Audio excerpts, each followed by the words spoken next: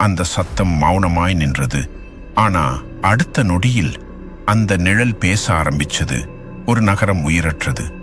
ஆனால் இப்போ நிழல்கள் தான் உயிர் பெற ஆரம்பிச்சிருக்கிறது. அந்த குரல் யாருடையது என்பதை கண்டுபிடிக்க இன்ஸ்பெக்டர் அரவிந்த் இன்னும் ஒரு அடிக்கு உள்ளே செல்கிறார். பஸ் ஸ்டாண்டின் சுவரில் நிழல் நகர்ந்தது. அரவிந்த் தனது டார்ச் லைட்டை அந்த சுவர் மீது போட்டார். அந்த நிழல் நின்றது.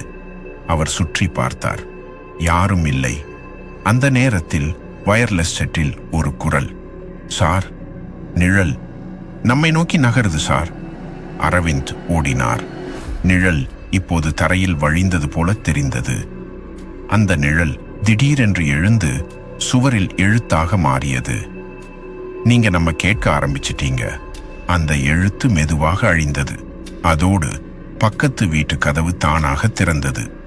அரவிந்த் மெதுவாக உள்ளே நுழைந்தார். அங்கிருந்து ஒரு பழைய ரேடியோ ஓசை கேட்டது. ரேடியோவில் ஒலி வந்தது.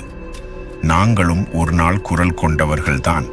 அந்த ரேடியோ 1982 வேலை செய்யவில்லை என்று பின்னாலிருந்த ஒரு முதியவர் சொன்னார். அது 3 நாட்களாக தானாகவே ஒலி விடுது சார்.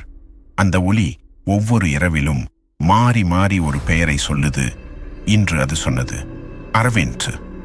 அந்த பெயர் ஒலித்தவுடன் மின்சாரம் சென்றது. இருள் முழுக்க பரவியது. ஆனா சுவரில் மட்டும் ஒரு நிழல் இன்னும் தெரிந்தது. அது இன்ஸ்பெக்டர் அரவிந்துடைய நிழல் இல்லை. அந்த நிழல் மெதுவாக திரும்பி பார்த்தது. அதன் கண்கள் சிவப்பாய் ஒளிர்ந்தன.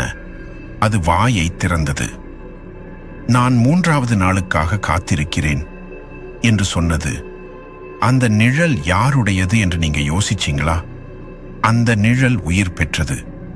ஆனா இன்னும் ஒருவரின் குரல் மட்டும் மாயமா இருக்கு. அந்த குரல்தான் நகரத்தின் உண்மையை வெளிச்சம் போடப் போகுது. அதற்கான பதில் பகுதி 4, மௌனத்தின் குரல். லைக் பண்ணி சப்ஸ்கிரைப் பண்ணுங்க. ஏனெனில் மௌனம் இப்போதான் பேச ஆரம்பிச்சிருக்கு.